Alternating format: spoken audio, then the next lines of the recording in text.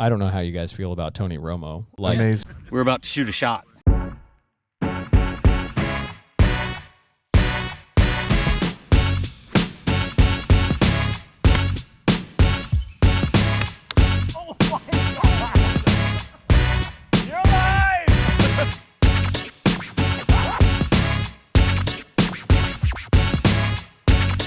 All right, welcome to Gripping Golf Podcast, another exciting episode. We are live currently on Clubhouse app. If you have never used Clubhouse app along with the three of us, this is our first time using it, and we're excited to do it.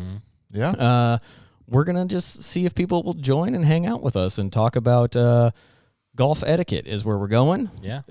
We don't want to offend anybody, but at the same time, we think it's a really impactful episode to talk about these things of what from a golfer's perspective and a non-golfer's perspective. So before we get started, we obviously have to mention our sponsors. We've got Nelson Hill, who is a premier leather provider here in Kansas City. They make some of the quality products for golf bags, golf scorecard holders, head covers, hats, all out of leather. The hat is not completely out of leather. It has a leather piece on it.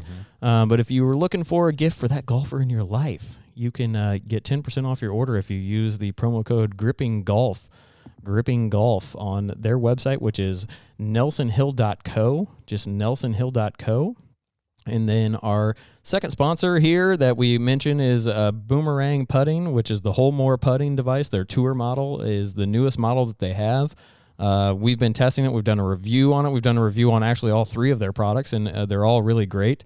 Alex over there is really great dude, and so he's given us a promo code that you can use to get 20% off the products over there, which is GG Save, which is Gripping Golf Save, but it's just GG Save.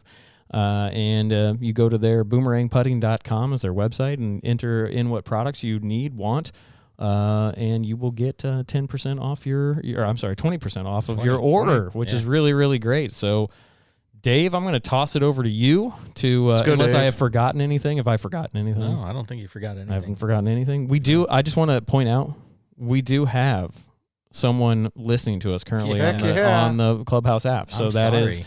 Yeah, exactly. I mean, thank you. Yeah, exactly. Got to start somewhere. You got to, that first person is where we go. But the journey of 1,000 miles starts with one live listener. Exactly. That's right. Yeah. One live listener. We've got it. But toss it over to Dave. We're going to talk about some news here. Yeah. Dave's going to guide us through this journey of what's happening in the news world because some of us work a lot and we don't pay attention to this stuff, and Dave does.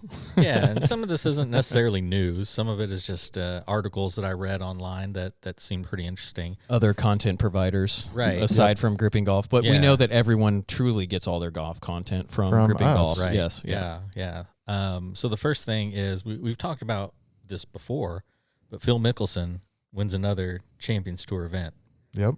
The guy is now 4 for 6 in Champions Tour events. It's like Tiger Woods when he joined the PGA. Yeah, basically. So is it too easy for Phil? What do you guys think? I think this is with anybody. I think it's for me, it's any player like a Phil Mickelson that ventures once they pass that age threshold of when they can be on the Champions Tour they should be dominating. Right. Honestly. Utter domination. Yeah. I mean, and he's still hitting bombs, as he likes to say.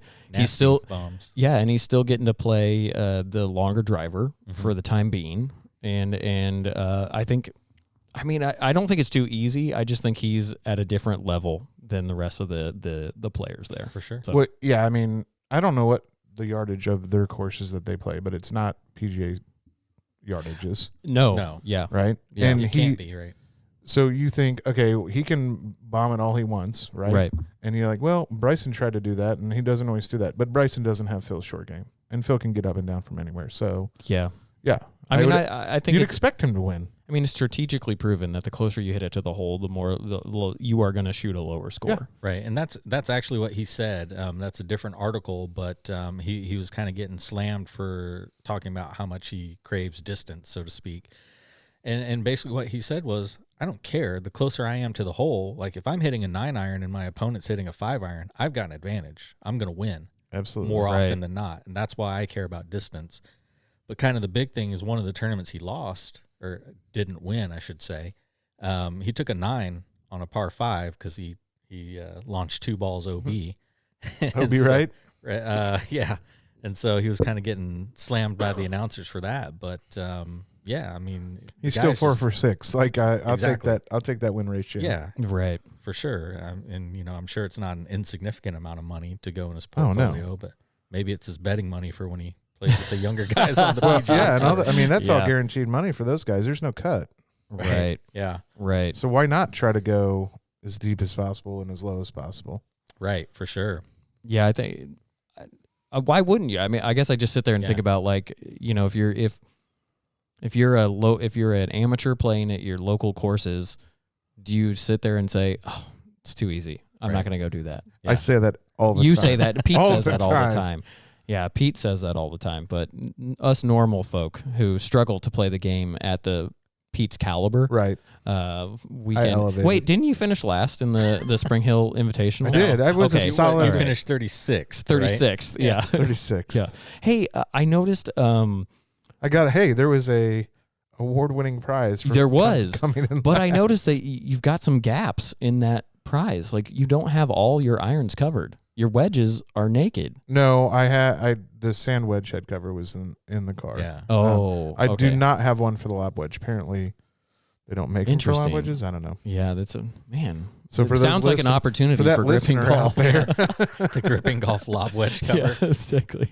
Done. For the price of 3 payments of $9.99 Let's reach Plus out shipping. to Eric at Plus- Nelson Hill plus Co. shipping. Yes. Yeah, exactly.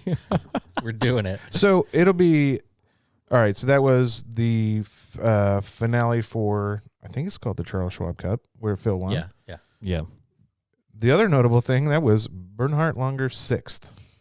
Yeah. So when Phil makes that full transition away from the PGA, you think he'll eclipse something like that? I mean, it was Tom Kite for a long time, then Bernhard, and there was one other golfer in there. Here's the thing. I don't think it will hold Phil's attention long enough for him to get 6 wins. I just think by that point he'll be doing other stuff and he won't continue to play on the tour until he's 67 years old, like Bernie. Yeah. Really? Yeah, I don't think he would. Yeah, yeah.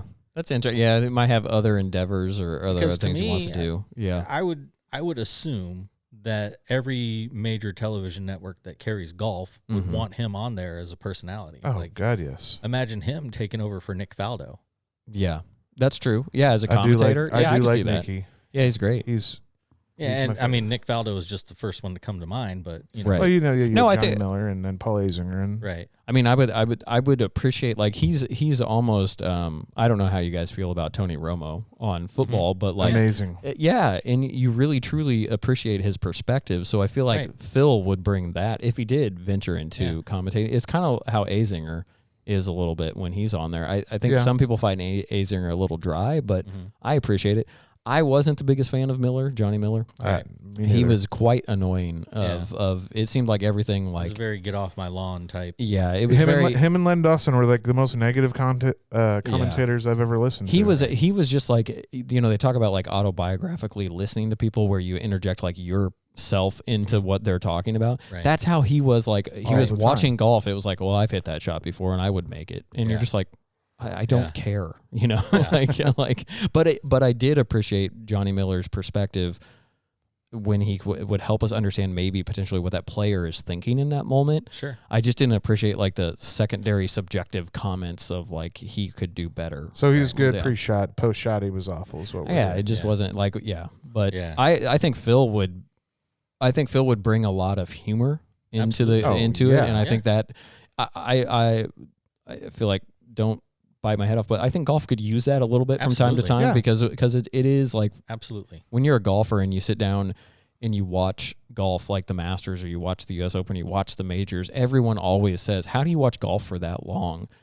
I mean, we find it fascinating as golfers we're because nerds. I don't. I actually take a nap. exactly. That's what I usually say. fall asleep Yeah. as well. That's what I say. I say you sleep or you watch the first hour, you sleep for the next 2 hours, and then you Yeah. wake up for the last hour. Yeah, you watch and- the last 6 holes. That's all you need. Exactly. Yeah. Yeah. It's All right. fascinating to think. Sorry, you guys are making me think about other things. It's fascinating to think about the fact that not necessarily in my generation, but the generation before, and not saying you guys are before me. Sorry. Yeah. Well, tread lightly, Billy. Yeah. Pete's almost a full decade older than where you. are we going with this? No, what I was going to say is like the way that the broadcast of golf has changed. Of you never really saw the front nine, specifically the At Masters. Augusta, right. You never saw that, and that's interesting for me to think about the context of how far that has come. Like it was literally like the last 6 holes was the only thing you saw at Augusta. Yeah. Now you see the whole freaking golf course. Right. And there's still times where I'm like, what hole is that? Right. You know, when they go to it, because I'm so familiar with the back nine. But you show something on the front, I'm kind of like, what is that? It makes you, You really got to look and look for that one thing that makes that hole stand out there. Yeah. I haven't been there like you have, but yeah. One day, Billy. It's pretty rad. Not going to lie. When I get older. Yeah. So, the next article that I read, just to kind of keep things moving along. So this article I read, the title was Golf's Greatest Invention. So I was like, okay, well, that's clickbaity. Let me click on it and see what it says. But, and it talks about how golf is just full of inventions. And we just did a review on a golf invention. Yeah, we did. What was that? I don't even remember what it was called. I'll have to flip back and look at it. That's fine. But this person said golf's greatest invention was the umbrella. Golf invented the umbrella? The golf umbrella. The golf umbrella. Well, that's not a new invention. They just expanded on one out there. It's not a new invention, but this person's argument is that is golf's greatest invention. Because it allowed them to play more golf? Right. Yeah. I can see that. Yeah. I can understand the logic behind that. Yeah. I'm not sure I fully agree with it. All right, so that's the thesis. What's No, I mean that was give just me some of the arguments for it. I didn't. Once I read that, I was kind of like, all right, whatever. But I didn't close. Yeah. But I was like, okay, that's interesting. Like, why not take it a step further? It seems like to me the rain glove would be a better invention than the umbrella itself. I don't know if you guys have ever tried to golf with an umbrella without a caddy. It's horrible. It's the worst. Impossible. Yes. You can't do it. Yes. Especially unless you have those little umbrellas go over your golf bag. Oh, that sit on a golf cart. Yeah. Because in Kansas, those are amazing. It's always windy. Yeah.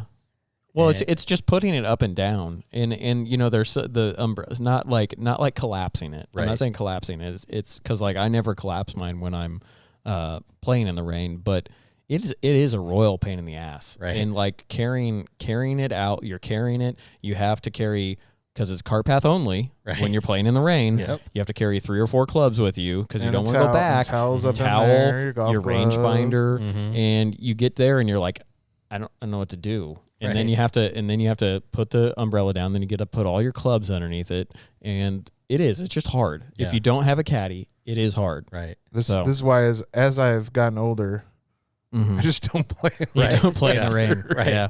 It's funny how much Now, if you I play lived golf somewhere- when you're younger. I'll get Yeah. there someday too, Pete. If I Don't lived worry. somewhere, I rember we'd play in December. As long as above 35, we were playing. Now I'm like, ooh. Yeah, we played on Easter one day not when even 55. everything was frozen. It was like 22 degrees on Easter, and we played golf. I think you can play. 40 is pretty good for me, but I like it if there's no wind. Because like That if there's does not wind, happen here, man. It Cold doesn't is happen. I fine. know, but like Windy is fine. Cold and windy together is not fine. Not awful. fine. Yeah. Like the Spring Hill Invitational 2 or 2 years ago? 3 years ago. I think it was 3 years That ago. was a cold day. Oh I my gosh. I was inside and I was cold. I'm and still like, cold. Ooh, they're Yeah. So they're playing in this. now I will say the golf version of the umbrella with the wind gussets is a fantastic invention because the funniest thing I've seen in the last month, I was picking my son up from school and all the kids were opening up their umbrellas and every single one of them turned inside out. And I was it was just windy? Yeah, and I Wow. was just dying In your car, warm, dry. And so, but those gussets definitely make a difference to kind of allow Yeah. the wind to blow through it. I have a Gustbuster umbrella. It's amazing. Yeah. Are you gonna go see the new Ghostbusters? Heck yeah. I probably will. Yeah. I mean, of course, because Paul Rudd's in it. He's from Kansas City. I think gotta support this these Kansas City born and bred comedians, actors, actresses. I guess just actors. They're all actors. Yeah, I probably will go see it. Yeah. I might just wait till it comes out though. Yeah. When I can watch it at home. Yeah. Sure. So. Sure. I Okay. don't- But, don't I really saw the care. original Ghostbusters in the theater, Billy. You did? I did. What year was that? Because I have 84. 84. Well, I was 2. I'm just saying, maybe you did too. I don't might have know. been Who there. knows? Maybe we were at the same theater. Yeah, I think I saw it on VHS. You saw the Yeah. VHS. My Better than son went Betamax. Yeah, my son went through this phase where all he listened to was the Ghostbusters theme. Oh, And so, like, my Spotify #1 song for the year, like 2017 or whatever, was the Ghostbusters theme. who sang that? I cannot think of Ray it. Parker Jr. Ray Parker Jr. Oh yeah, Ray. That's right. Yeah. And one day he comes up to me and says, When it's something Dad, strange. do you think Ray Parker Jr. is afraid of ghosts? I said, well, he says he ain't afraid of them, so I guess I he's ain't not. afraid of no ghosts. So, all right, but we digress, right? Yeah. Well, this is what you came for, not the golf news, the Ghostbusters news. Yeah, exactly. So the last thing Gripping I want to talk ghost. about was another clickbait title. Oh man, you just got suckered into a Right. couple of them. That's why- Well, I have He's like, to. Yeah. That's my job. That is Double- yes, yeah. as lead clickbait Yeah, officer, right. So Sounded the bad, article man. title. CBO. Yeah. I'm glad I finally have a title. Yeah, there we go. We got it. That's Yeah. not offensive. Yeah. Played for one. I did. So the title was Brad Faxon's Secret to Putting. Mm. Anybody have a guess what it might be? Hit more greens. Make Okay. putts. Make putts. Yeah. But how? Uh, I think we hit- can argue that Brad Faxon is one of the greatest putters we've ever seen. yeah, he's really Yes. good. Yeah. I Really get. good. I love Brad Faxon, but I get tired of watching all the Scotty Cameron opening box videos Sure. that he gets. Like, Yeah. I just Well, want to don't share watch the 'em. share the love. You know, I saw he was on there. I'm like, yeah, I don't have just- time for yeah. this. I just hear him talk, and I want to watch an episode of Everybody Loves Raymond. I've never thought that, but now I will never Not think that. Right. Exactly. So- hello. Yeah. So what's his secret to putting? He says every great putter of all time does this one thing. They make them. They take shorter backstroke. Can you give us a hint? Like, is it Yeah. a technical thing they do? It's not. They think they're going to make them then. That's probably close. Would be my guess. No, it's actually. He They said don't- the secret to putting Yep. is being comfortable over the ball. Oh, you know what? I was gonna say Right. confidence. Yeah. Like, and that's pretty darn He close. just says it doesn't matter what your stance looks like. That's what I'm saying. Yeah, like when he that. says, look at Arnold Palmer. He was completely hunched over the Oh ball. my gosh. Yeah. You know, look at If John you think you're Johnson. gonna hit your line, you think you're gonna do it. Do it. Right. Yeah. As Was long as your body is comfortable and you're mentally comfortable over the ball, you're going to make more putts, and that's the secret to putting. Was Absolutely. it the Sam Snead that did the side saddle? He may have experimented with that. Somebody did. Somebody real famous did. I can't remember. Okay. Yeah. But you I can't do don't know. that now. You He's cannot dead, now. so we Yeah, you can't, can't do it ask now. if Right. if he did that because Well, he we was could ask uncomfortable. Yeah. Oh yeah, if it's on the internet, it's got to be true. Well, yeah. We'll have to. everything's true. Faxon, I know, is listening right now, so I Yeah. think we'll have to. He's in the clubhouse. Isn't Yeah, he? he's in the clubhouse. Oh, Yeah. we lost. There's no one in the clubhouse right now. Oh, They Brad just left. Yeah, Brad. Damn you, Brad. Gosh darn it, Brad. And I was Should- just about to say, if anyone in the clubhouse has a question, you can use the raise your hand function, and you can get in there. I and joined the clubhouse. You did? Yeah. Oh, Dave Miller's in the clubhouse. All right, Dave. Dave is in the clubhouse. I didn't want you to be alone. I appreciate it. Dave, anyone in the clubhouse that would like to raise their hand, do that. But if you have a question, love what we're talking about. But yeah, that's interesting. I don't disagree with that. The secret to, I honestly would argue that that's the secret to golf. Is I'm one in the house. You're in the house. Oh, you you've need got to turn down you the turn volume on your your phone. volume off. Oh, there we go. My bad. At least we know that people can hear us. Yeah. Jeez, boomer. It's true. Wait, you are a boomer. No, I'm not. You're not? I'm a Gen X. Oh, okay. Are you sure? A Gen Are you a X millennial? boomer. Yeah. I'm just there. Yeah. Yeah. I mean, Generational it's like wars. 70 to 81. 29. Or it's like 68 to 79 is Gen X. Okay. So you and Bobby are Gen Xers. Straight in 1975. Nice. Birthday's next Wednesday for those who'd like to send gifts coming up. No Gosh, way. you are Next old. Wednesday? We should Yeah. podcast on your birthday. You are. We could. Well, that's actually the night before Thanksgiving. We probably It can't. is? We Yeah. probably can't do that It'll be Oh, on probably Thanksgiving next year. badly. Well, you know what we should do? We should podcast on Thanksgiving next year, 2022. Yeah. Probably not going to happen. You don't think so? I bet you our Well, I'll have to- significant others would love it. I'll have to do it from. I don't know. I got to work that. I got to work Friday. I got the solution. We're gonna. Market's open, man. Yeah, That's weird. I got the solution. We'll just do a gripping golf Thanksgiving next year. We'll get all the families together. Do it all. John can your invite. Can your neighbor cook? Sure. I'm sure he would. I'm just going to go ahead and tell you right now that the Korean mother is not going to appreciate that. Dang it. Until she eats that dinner, and then she'd be like, we can come back. Next year, 2023, we'll be here for that. Yeah. Okay. We have to go to her house. So, anyhow. I don't know if he'll make that drive. No. So, all right. Well, should we get into the yeah, let's get into it, man. Yeah. All right. I don't know if we need to say what we typically say. The meat and taters. And potatoes. I still those rings, the turkey and mashed potatoes. And I want to plug the review we did because that was great. Like, good review. Like that review we did earlier was great. And those rings that come in there are priceless. It went down a road. Yeah. That I don't know necessarily. Rings. We intended for it to go down. Just be like, if you were going to describe those, how do you describe them? I mean, I know I would describe them as O-rings. But they're not O-rings. Yeah, they are. An O-ring would be a seal. Yeah, O-ring seal too. It's not an O-ring. It is a ring in the shape of an O. It is, but that's not the purpose of it. The purpose of it is to be on the outside of the shaft. We could be here for days during this argument. It is 100% an O-ring, and I will hear no different. And these O-rings came with the Short Game Gains precision putting laser. There it is, the Short Game Gains. Game Gains. Yes, I do think his video was good. I do think but I think he could do some additional videos to show what more you could do. Well, maybe he'll hear our review. And I think he will. The ideas we'll tag him. Is he in the house? No. Oh, we have another member back in the. Drew is back in the house. Back in the house. Back in the house. So if you are in the clubhouse or if you're listening to this now, you should join the clubhouse and join the Gripping Golf Clubhouse group and club. I'm sorry, it's a club. And we will be doing random podcasts live on the clubhouse, and you'll be able to ask questions. The hope is that we'll have a guest on that you'll be able to ask them questions right then and there. Yeah. So something that we're going to continue to expand and really hope that, we can just, all the people that are in the clubhouse, it's so fitting that it's called the clubhouse too, by the way. It's almost like we invented it.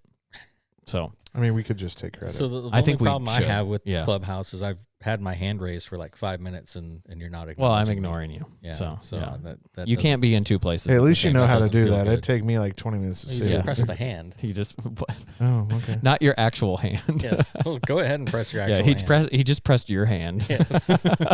Please don't. It's gonna be, unless it's like thinner and you've cursed awkward. Me. It does ask me if I want to continue raising my hand or never mind. Which no, never say never mind. Yeah, never mind. Rude. But Drew, if you do have a question, and just use the raise your hand function, and if I see it, I'll get to you. Yeah. So eventually, that might be what that vibrating was. I don't know. That was probably something. He's like, I'm leaving. They're not listening to me. Exactly. Yeah. So all right, well, let's get into let's talk about our turkey and mashed potatoes and even stuffing on this one. We're going to talk about. Does Brad Faxon have a secret to Thanksgiving too? It's probably to wear comfortable pants. To be confident. Sure. Exactly. Yes. It's elastic belt, elastic pants. Yeah. Exactly. With the drawstring not tied, so that way you have plenty of room for your fixins. Yeah. We have a fourth member here that we haven't, the dog to my right here. She's Riley. She is incredibly comfortable. Yes. Looks that way.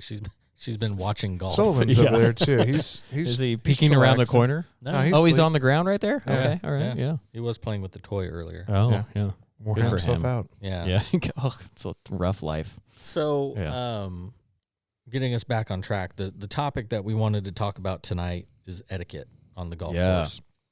And this is a really big, broad topic. Ooh. And the problem with etiquette is we can talk about stuff that grinds our gears all night long, right? Right. But that's not productive. Good Family Guy reference. Yes. Mm-hmm. But that's not productive. So in an effort to try to grow the game, we're going to talk about things that we see, how they can be fixed, suggestions on things we can do as golfers to help people who don't know these things. Yeah. It's to inform. Right. And we're not trying to hurt anybody's feelings and anything like that. But there's both sides of the coin can be doing a better job. Golfers that golf and the people who are producing the golf. Right. So and so golfers, golf courses, just all kinds of stuff. We're going to throw ideas out here. The idea is not to slander anybody. But so the weird thing about golf etiquette is golf has actual written rules, right? Yes. Which is very dense and very complicated and needs to be simplified more than the simplification they're doing right now. But that's a whole different subject, right? We should do an episode where we read the rules of golf. Gosh, I read them. I'd be out like You have? I have. I mean, I have read them, but at the Not same time, recently. it's exhausting. Yeah. It is. It's like reading, and it's in like 8-point font. I read it when my eyes were way better. it's like reading a contract. Yeah. It is. Yeah. That's what it It's is. Like, who is this about? It's mostly lawyers. Therefore, mentioned in the pre, Yeah. and it's like, what? Just tell me where to drop my ball. Yeah, exactly. Yeah. And at what height?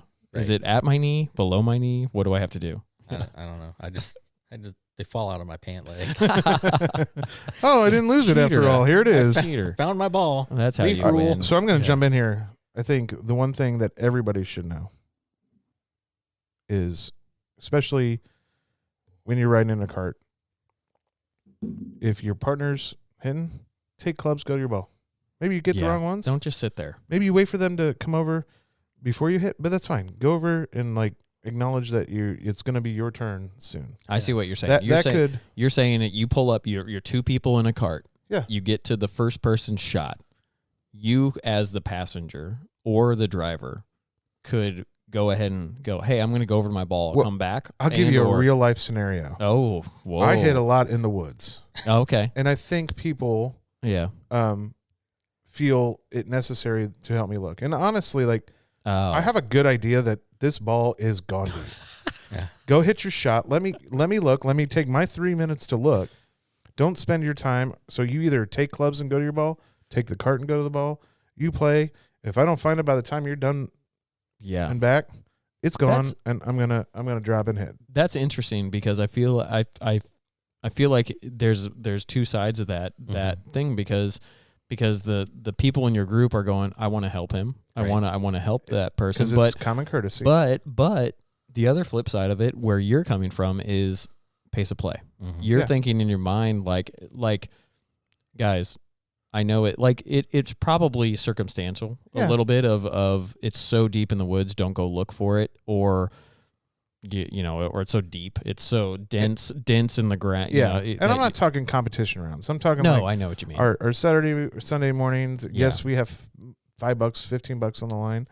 But honestly, like Mm-hmm. we know if that ball is going to be findable or not. Yeah, And let's just play. Let's not, because that's if somebody's playing well, that 3 minutes or 4 minutes, if you have two people who have done that, now you're looking at 6 minutes, mm-hmm.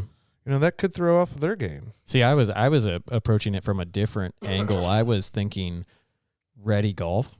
Yeah, There's a lot yes. of time. There's a lot of times, but I think it's relatable. It's actually very similar. I just in my head what I heard you say was different than like when you've lost a ball.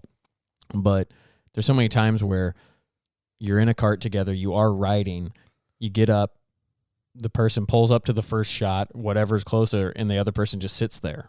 Yeah. And never does anything to get ready for the next shot, and then it's like the person hits it, then they drive to the next one, which probably is pretty minute in terms of like time that happens, but you add that over the course Times of that 18 by holes. 18, Yeah, it starts to add up. And not just 18, 36. 80. Well, I'm saying like how many times you have to hit, Yeah. and so half that, maybe half of your shots are in the fairway, half of your shots in the rough, whatnot. Your times in that time so many times, and then you're adding into the fact that they might be on different sides of the fairway. So I think the message there is like awareness. Mm-hmm. Be aware of what you could be doing in the moment to maybe either help someone, but at the same time maybe help the round progress, because you're going to be helping Right. everyone on the golf course at that point. And I think that's a really hard thing, specifically in the moment, that any golfer is guilty of. Is I think we're all good people, specifically Midwestern people, is we want to help people and we want to, we ultimately have this argument in our head that is saying like, well, if I don't go help them, then Pete's going to think I'm a mean person, so I need to go over there and help you him. are. Yeah. Yeah, that's right. I am a mean person, but yeah. We know. Yeah. It's been well documented. Very well documented. Yeah. That's what's in it. Where was that on your list, Dave? Oh, well, it's on there. Okay. But, all right. and that kind of goes into what I was saying is golf has a lot of unwritten rules too. So, I think that's good to think about pace of play. And in your regard, you're saying you lost that ball. It's gone forever and you're never going to find it again. And you don't want the whole search party out there. But to Billy's point also, it's like common courtesy would dictate that Somebody's breaking in. Yeah, somebody's home. Yeah. Mm-hmm. Common courtesy would dictate that you do help them find it. And so you got to walk that line. Like for me, I'm going to hit my ball, then I'll come help you find it. Unless I saw where that ball came down. And then I'm going to go out there and try to help you find it and then go hit my ball. Right. But ready golf and pace of play are definitely towards the top of the list. Yeah. Sure. You mentioned cart path only with the umbrellas earlier. There are so many things with that we can do to help improve pace of play. John and I were out playing a round of golf. Gosh, I can't remember how long ago it was. It was cart path only after a lot of rain, and the group in front of us would walk out to their ball without a club, walk back to the cart, get a club, and then walk back to their ball. Not only that, they parked their cart as far away from the ball as they possibly could. Yeah. Oh, man. Yeah. So these guys would hit, and then one of the guys actually topped his ball. Maybe they had to get their steps in for the day. Who knows? Would go up and hit the ball again, and then he'd have to walk back 100 yards to get his cart. Wow. So, the thing just to be aware of is where you're parking your cart. Yeah. And take 2 or 3 clubs with you. Yeah. Yeah. And I think it's awareness to me of just pay attention. Specifically, there's 2 of you in one cart. Right. You should be being effective and efficient, and that's sometimes it's really hard to do. I don't want to discredit that. Like, we're not trying to, like, I feel like it's easy for us to say, like, come on, do that, but there's so many variables in all those equations, but or circumstances, but it's just being more aware. And I think that's the message here of just be aware of what you could be doing in the moment. Like, you might offend somebody that you're not helping them work. I was thinking of I was thinking of a situation when Pete was saying, like, I don't want you to come help me look for my ball. And in my head, I was sitting there thinking, like, how would that go down? Like Dave, and I'll just use us as an example. Pete's over there looking for his ball. I'm over there helping Pete look for his ball. Dave shouts over, "Come on, Billy, just go hit your shot." I'm gonna be like, what the hell? Like, I'm helping him, So well, I mean, we know I'm well on my way to a 105, so it doesn't matter. But if Pete said, like, "Hey, Billy, don't worry about it. Like, it's not a big deal. I'm just gonna end up dropping one. Go hit your shot. Let's stay up with the group in front of us." Like, that's a different, that goes really well. I think there's some onus that needs to happen in your group a little bit. Of each person needs to recognize, be aware of what they might be impacting in their group, and try to take lead in that situation, take ownership of it, and say something of, like, listen, I'm not worried about finding it. I know it's gone. Just go hit your shot. We're all good. I'm going to drop one. Yeah. I'm going to go up here 100 yards. Yeah. I'm going to play it as a double lateral that you move forward. I think there's a drop area up there. There is. Yeah, exactly. Yeah. So what do you guys think about marshals on the golf course? Like, do we need more marshals, fewer marshals, none at all? And how do they play a role in pace of play? I think it's a loaded question. Yeah. But I would say is, if you have marshals that are doing what a marshal should do, as far as making sure if a group has fallen behind, finding a polite, tactical way to get them to speed up. Mm-hmm. You don't necessarily need a ton. You need maybe one aside, right? To be monitoring that. But I think there needs to be. And sorry to jump in. No, go Pete, for it. Cut you off, but I think there needs to be more intelligence and data in the game itself, because what typically happens is the marshal comes around and sees a group out of position and he says something, or doesn't, and just doesn't say something. Let's hype for golf balls over here. It's time for lunch. What I would say is, like, typically it's like, well, this is what I'm seeing right now, so I'm going to address it. There's no other things brought into that equation. And I think that's really frustrating for a lot of golfers because that could be the 15th hole for them. Mm-hmm. Yeah. And all of a sudden they did experience where one of their players in the group lost a ball or something happened and it did cause them to be slow at that moment. But they've been waiting the other 14 holes on the group ahead of them. That's been out of position. Yeah. And so I think, to me, this is where I think software companies, GPS companies absolutely need to help evolve the game in that position of being able to get them to be able to assess those circumstances and almost feed. We talk about like lead generate, like, I'm sorry, I'm going really nerdy on what I do for my real living of like, we track everything, like from the fact of like more data better. How many leads come in, how quickly we got to that lead, how, what's our percentage of setting that tour or that interview or whatnot. You're telling me that we can't do the same thing for these golf groups. And I think it needs to evolve to that level of almost, there's contact centers in this world that are fed the person that they're supposed to call next because we as humans cannot figure that out. It's like, this is the person that you're going to be able to close the deal the best, so call them next. Why can't we do that the same thing on a device that feeds to the marshal? You say that, but I would even take it a step further. Like, do you need a marshal in that instance? And I'll bring up maybe not. I'll bring it up a message sent to that. Yeah. Saturday morning this summer we were playing, and I know we weren't playing slow, but one of the group members who also works in the clubhouse, the pro shop, sent out a message in joke and jest. But also not because he's a curmudgeon. I can't remember exactly what it said. It was, pick it up, you're playing too slow. I'm like, oh, really? Yeah. Well, it's probably poignant and accurate, but specifically if it was your group, Pete. I mean, yeah. Well, I just happened to be driving. But here's the thing. And you dismissed that so quickly. I did. I was like, yeah, they can go do whatever.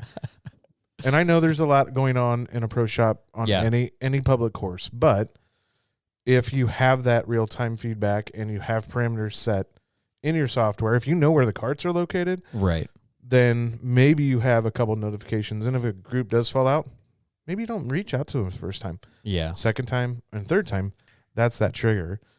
Yeah. And granted, it's a little bit more informal, but you could probably come up with some messages to. I think you're talking a little bit about automation of somewhat of, I mean, margins are thin here, man. We gotta. You see the signs. Like I think the old way of doing this is, you see the signs when you get to a tee box. It's like, at this point in time, you should have been playing for an hour and 10 minutes, or the time should be this plus your tee time or something like that. That's all you're trying to say is like, it's 2021. We have a lot of technology that we could be better utilizing the ability to get 4 people around a golf course or 200 people around a golf course in an efficient and effective manner. That's it. Like, we love golf, but I, in my personal life, don't have time for 6-hour rounds. Yeah. Well, and I believe there's something inside of me that, sorry, there's a baby stroller on this football game, but I know that's not real. Sorry. It just caught me off guard. There's something inside of me of, there's a detriment that sometimes people who are not the greatest golfers, and this is nothing meant to be mean to them, but they're in the first hour of the tee times of a day. I'm there. And don't all worry, that. I don't take offense to that. No, and I'm not talking specifically you, but it's like they show up and what the repercussions of what happens to the remainder of that day is felt for the next 8 hours. And I think there's got to be, country clubs do this where, they track how long they're playing on a golf course. So every member has this is what their average time is. I think that has to come to public golf sometimes. I know that would be a big, big thing, but like, what if it was associated with the tee times that were available to you and the price point that you could be paying? What if someone... That's an interesting point. Yeah. I think they kind of do that because those prime morning tee times are really expensive.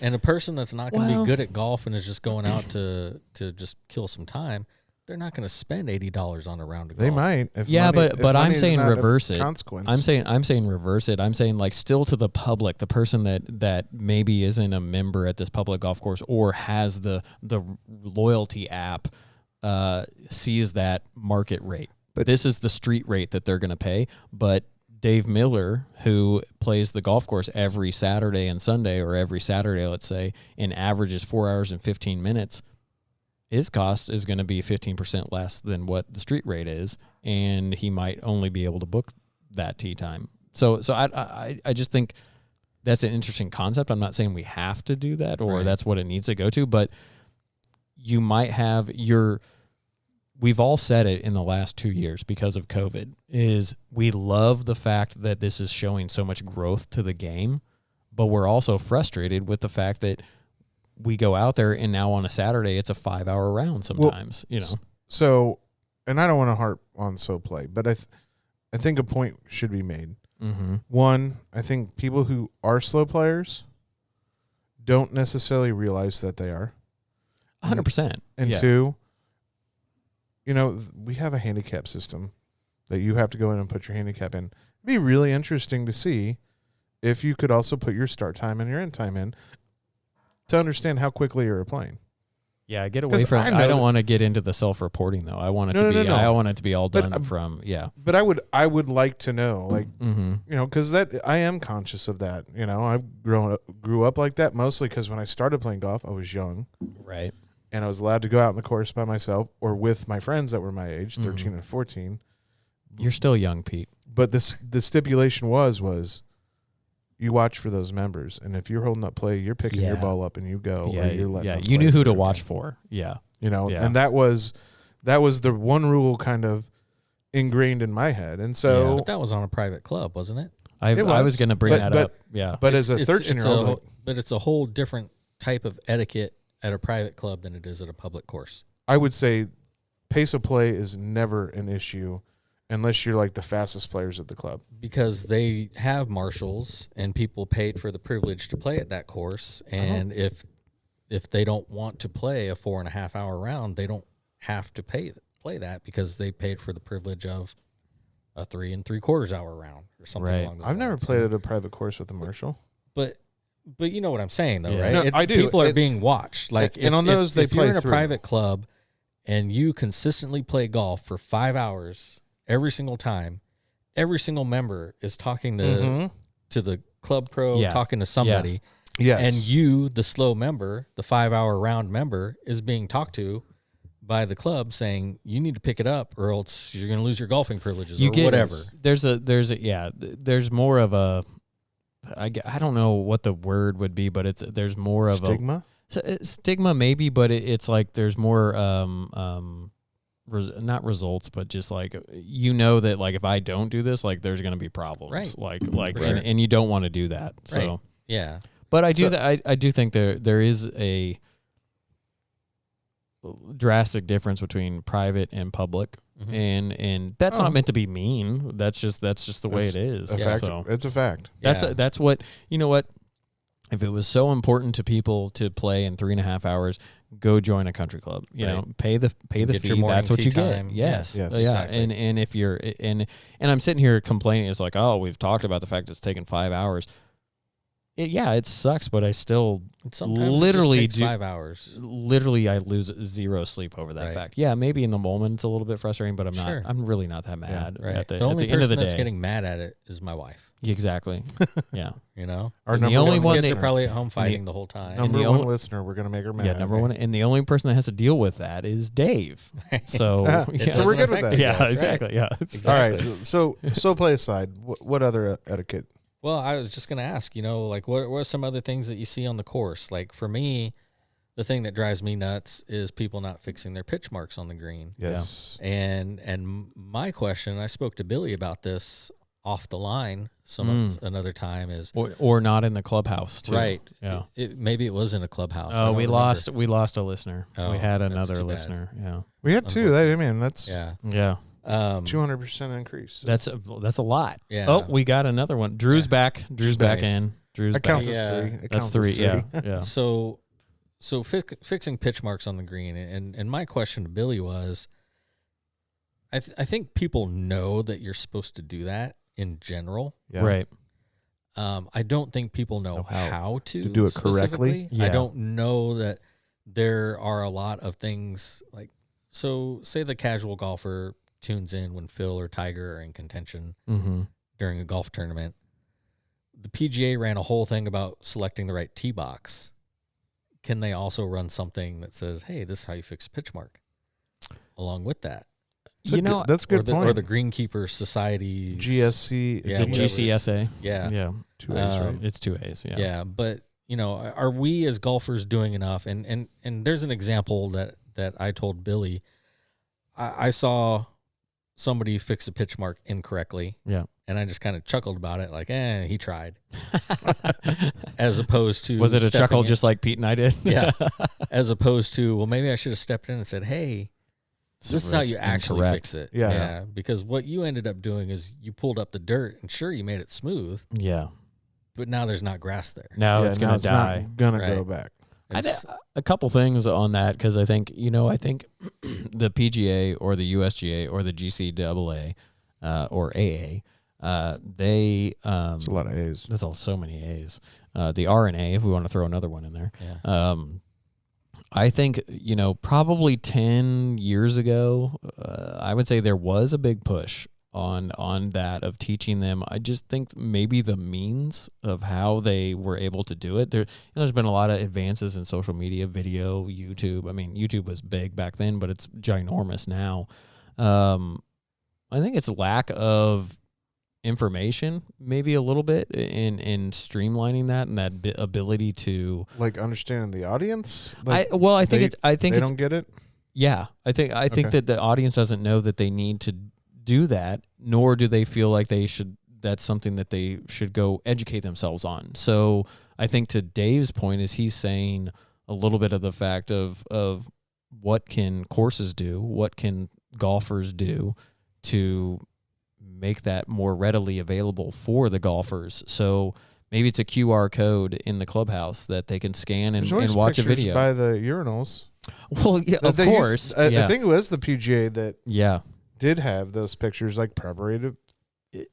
I know what you're talking about, but that was like 10 years ago. It was a long time ago, longer. and it was back when there was the big push for the. Well, I think the big push now is there's always time for 9, but back then there was grow the game. Grow the game. Yeah, it was grow the game back then, but it's. I think it's just the. I think there's people out there, influencers, golfers, us included, that could be doing a better job of producing content, of talking about that. And but I think it gets warm again. That's what we're doing. That's what, Dave, you're leading us. Okay. Yeah. Well, I actually just had an idea, and I don't know how it would work. It'd probably be easier to pull off at a resort. I'm thinking, when we went to Alabama and played the trail down there. Before every round, the starter would stop you and go through an entire spiel, right? Man, they had it down. These courses all now have these giant GPS boards on there, right? Mm-hmm. And they can probably, if they wanted to, play a video. Yeah. Couldn't they? Yeah. And before you take off for your round, watch this. The starter says you need to watch this. I think that, and it could be quick. I mean, it's just 30 seconds. Here's how you fix a pitch mark. Yeah. Place your divots in the fairway. Here's how you enter the fairway, how you exit the fairway. Boom, done. I struggle with that because I'm the person that's going to sit there and go, I'm a repeat customer. Right. If I'm 15 times, I've been here. I don't want to watch your stupid video. Sure. I'm sorry. I get that. But you're gonna get that from the marshal regardless, unless he knows you. But I think the marshal is gonna say yes, unless he knows you. You're right. You're saying that. But I think that's where golf courses could do a better job of showcasing. I mean, why can't we host come out and have a beer and we'll show you some of the things that you should be doing when you're playing a round of golf? Yeah. Well, I'm not saying that. Sure. It's a good idea. We bought a keg. Come drink it. We're going to show you how to properly fix a pitch mark on the green. We're also going to show you how to properly fill a divot. We're also going to show you, whether you should replace your divot or not replace your divot. Sand it. Sand it, yeah. And I think I think we all live in a world of where we've heard something as a child or one time and Sticks with you. and that's reality. And Yeah. sometimes that reality is wrong. And it goes back to that saying of our perception is our reality, because we have nothing other to bounce it off against. So like, it's kind of controversial to think like, well, if I don't know anything else, how would I know that I'm wrong? Right. And so for me, I think it's one of those things that I think the courses could do a better job. But at the same time, these courses are exhausted. I mean, the staff that works there, it's like the last thing they want to do is like, okay, let's host an event at 7:00 at night. I've been here since 5 a.m. Sure. And I'm going to put on a smile and hope and be like, You know come out what? and have a But beer that's with where, me. and I mean, that's where you maybe leverage people that Like us. Yeah. like us. Gripping that Golf are- is going to that- host. Yeah. Like maybe I'm really ultimately talking at us right now, saying like, gosh, why can't we do that We'll just go to every golf course in the nation? city. Yeah. Let's start with the Augusta. Yeah. Oh, that's a good idea. Yeah. Reach out to them. Yeah. I'm pretty sure you lose sure your membership if you don't fix your pitch mark there. Condoleezza Rice, I don't think you she'll have it. to, She's a don't- long they time have listener. caddies that do that. Probably right. Yeah, Condi. I know you and Condi go back. But- We go back a long Yeah. ways. Yeah. So, to your point, Billy, golf courses do teach that stuff to kids in junior camp. They do. Right. But so many people now in today's game are just coming into it for the first time. Like, They have no idea. they have Hey, no clue. So let's go back. You Yeah. had 2 ladies on Yeah. probably this spring that Casey were, Driving Pursuits. Yeah. were female executives. Yep. Never played the game. I think the example they gave were they were at a thing for potential clients and they were walking on the putting green in high heels. Oh yeah. Yes. 100%. They had no idea. Yeah. So Yeah. I would be interested to see if that's something that they incorporate in kind of the overall learning. 100%. I think they do. That's awesome, yeah. And it even like in that episode, if you go back and listen to it, we talked about my buddy Connor, who new to the game. He had no idea, what the driving range was, Right. like where to go, and what to park. And I think that's, we're doing a little bit of an injustice to growing the game when we, overcomplicate it. Assume. But at the same time, I don't know, like, if I go to play a new sport, I don't know what to do. I Right. just go And show up and just that's try to just figure it out. Like if there's a huge gap there. Like, yeah, I don't know what you don't know, and Yeah. you don't know what you don't know. right, 100%. Yes, perception is That's reality. exactly what it Yes. is. Yeah, You can walk onto the course and you can see me bending over and fixing a pitch mark, but you don't really know what I'm We doing. always see you bending. you over. could have just said fixing a pitch mark. You didn't have to add the bending over. Well, I don't Yeah. squat. Okay. You squat, I bend. I laid next to it Yeah, and then need help getting up. but you don't know me. what I'm doing there, right? Right. And little things like I'm trying to teach my son this stuff, and for me to teach him, he has to experience it first. So like, I can't tell him not to Right. walk in somebody's line until he actually walks in somebody's line. I'm like, Right. dude, you can't do that. Well, why not? I don't But- think that's necessarily true. I think you could tell him. You but try I don't- teaching an yeah. 8-year-old It's- something. It is. Yeah. Okay, They have there's to a experience challenge. it So first. Yeah. sorry. The one person that doesn't have kids in the group is like, oh, you could totally tell them Yeah. that. You tell them 1,000 times Yeah.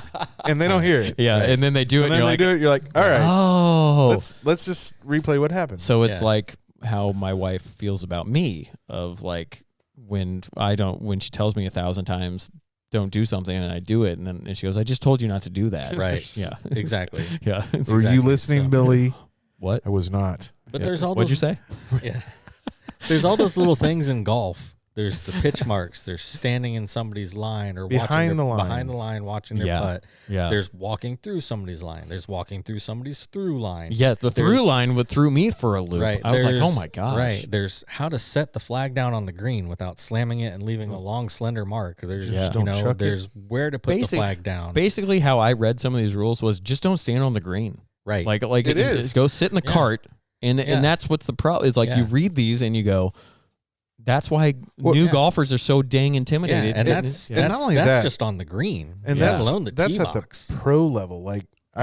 I remember being a walking scorer for the web.com or whatever the Right. heck it's called. And I'm Corn walking Ferry. with the Corn kid Ferry with now, the sign holder Mm-hmm. And I'm, he's young. Bearer. He doesn't really know where he's going. And, right. And we are nowhere near the line. And I swear to God, I won't name the player's caddy, but like he was just all about letting you know where you're at. He's like, don't stand there. I'm like, bro, there's no way I'm in his line. If he hits it 45 degrees right, I might be in trouble. But I do think I think you bring up a really good point of, we had this happen in league where a guy we were playing against in the Tuesday night league at Sycamore Ridge, he goes, I'm really sensitive to things in my peripherals. And it was, at first it was kind of awkward because it was like in that moment he said it. He's like, hey, can you hold still? I'm just very sensitive to that. And I was like, oh, okay. But after like that moment, I was like, I appreciated him saying that because like, you would have done it and it would have driven him nuts. And then it would have been, who knows what would have happened. Like highly unlikely that an altercation would have happened, but you don't know. You don't know. But fisticuffs. It totally would have been a huge fight in the parking lot, and my sheer size and stature, I'm sure he wouldn't have come at me, but. Yes. Dave would have had your back. Don't worry. Soaking wet, 165 his pounds. Partner's even smaller than me. So. Yeah, exactly. I'm not sure that my partner and I combined weight is over 300 pounds. Probably not. Yeah. But I don't think bottoming out the suspension. Yeah, exactly. Well, I'm 165. He's probably a 115. I graduated high school at 165. Yeah. I graduated high school at 110. Yeah, I was 135. You and the Cheddarson. He I was a late bloomer. That's Pete's twin's brother for Cheddarson. Yeah, Seth. He didn't break 100 pounds till he was a senior. I didn't break 100 pounds. Till I was but a he's junior. 5'5". He's very small. So, so when you were playing golf in high school, you probably weren't. You probably when you stepped in somebody's line, you weren't really damaging the green. Would you like me to serve some more to you of your delicious bourbon that you brought? Yeah. But there's all those little things that can happen on the green where you're supposed to stand. And Pete, I also worked that same tournament as you, and every caddy that came up, I was actually. I don't know what you call the guy. I was the guy that stood on the tee box with the marker. You're the marshal. That would tell the guy, the spotter down the fairway, where it's going. The ball you did do this. You had the stick. Right. Yeah. And so I'm waving my arm. I think back it's and the forth. stick guy. The stick guy. So I was the stick guy. And as every group approached the tee box, I would ask the caddy if I was standing in the proper place. Because you just don't know. That was nice of you. Sure. Yeah. You're just being proactive. Yeah. And so, and the caddies, they're really good at communicating non-verbally. Right? Yeah. Nobody gave me the finger. Nobody gave me a scowl. They'll give you the stank eye. Right. Jiggling your chain. But what I would do is I would point where I was standing and do a thumbs up, and they would usually nod and say yes. But you kind of learn where to stand, but not everybody gets that experience. Right. And of course, that's the second highest level of professional golf. Right. Right. So, but it's different for amateurs. There's also rules on the tee box where you're supposed to stand on the tee box. Mm-hmm. Are you talking during somebody's backswing? Are you somebody that's in the cart, like jingling your change bag all around and slamming stuff around while people are trying to Patrick Reed? Right. Yeah. Are you, are you on the driving range? Are you listening to your music too loud? Are you cussing after every swing? Of course you are. Right. There's so many little things in golf that people just don't know. They don't know. Yeah. They don't know. And, short of podcasting about it until we're blue in the face, what else can we do? Like, we can't go out to the driving range and I stood out there one day and watched this kid. Every swing he took, he would pound his driver. I was there. The ground. Yes, I was there. Every single swing. Hey, let's. That cannot be fun. Can I interject for a second? Yeah. Can we take a short break? Hey everybody, it's Billy from Gripping Golf Podcast. That was actually the end of the episode. We split this into 2 episodes because it was so long. So part 2 will be coming soon. As always, thank you for the support and we truly appreciate it. Be sure to follow us on all of the social media, Facebook, Twitter, Instagram, and then subscribe to the channel on YouTube as well. Thank you so much. Couldn't do this without you all.